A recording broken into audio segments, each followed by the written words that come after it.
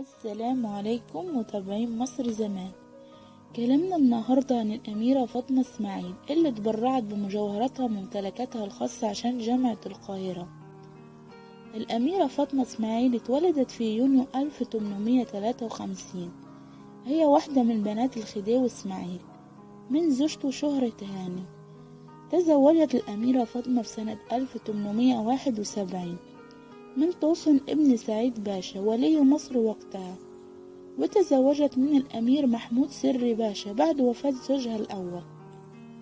كان لها الفضل في إنشاء جامعة القاهرة، فخصصت 6 أفدنة أوقفتها لبناء دار جديدة للجامعة، بالإضافة إلى 661 فدان من أجود الأراضي الزراعية بالدقهلية في 2 يوليو 1913، و40% من صافي الأرباح 3357 فدان و14 جراد و14 سهم لميزانية الجامعة.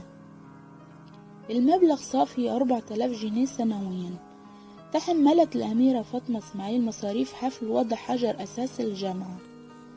لم تحضر حفل افتتاح الجامعة بسبب تقاليد المجتمع المحافظ وقتها، واللي تمنع مشاركة المرأة في الفعاليات العامة، وحضر نيابة عنها ابنها.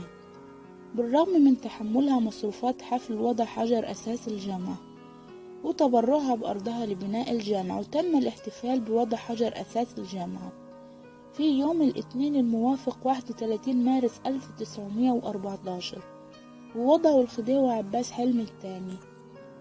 أعلنت الأميرة فاطمة أن سائر تكاليف بناء الجامعة ستتحملها كاملة، والتي قدرت وقتها ب26,000 جنيه، وذلك بعرض بعض جواهرها للبيع.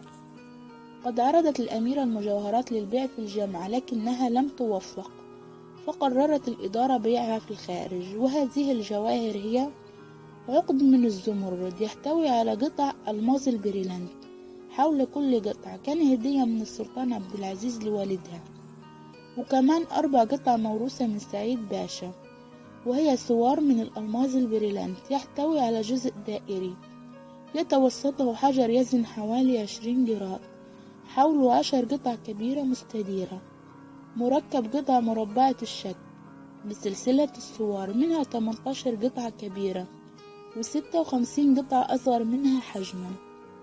ريشة من ألماظ البريلانت مركب عليها حجارة مختلفة الحجم وشكلها قلب يخترقه سهم. عقد يحتوي على سلسلة ذهبية تتدلى منها حجر كبير وزنه 20 جراد، وحجرين صغيرين وزن كل منهم 12 جراد. تتكون الأحجار من ألماظ البريلانت. خاتم مركب عليه فص هرمي من ألماظ لونه مائل إلى الزرقة. أوكلت الجامعة للدكتور محمد علوي باشا عملية بيع المجوهرات، وقد باعها بسعر مناسب في ذلك الوقت، هو حوالي 70,000 جنيه. ساهمت في بناء الجامعة.